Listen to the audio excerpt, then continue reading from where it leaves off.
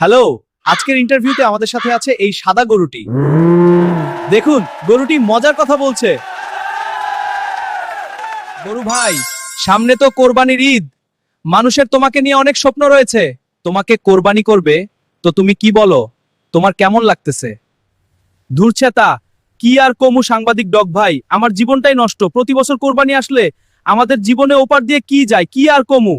শালারা আমাদের মোটা তাজা করার জন্য এত যত্ন করে, কি আর কমু সাংবাদিক ডগ ভাই।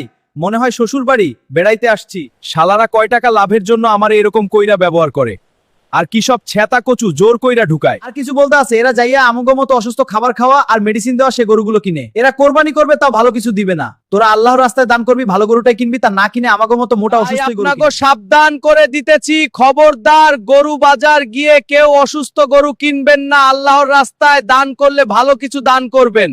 গরু ভাই, আপনি ভিউয়ারদের বলে দেন।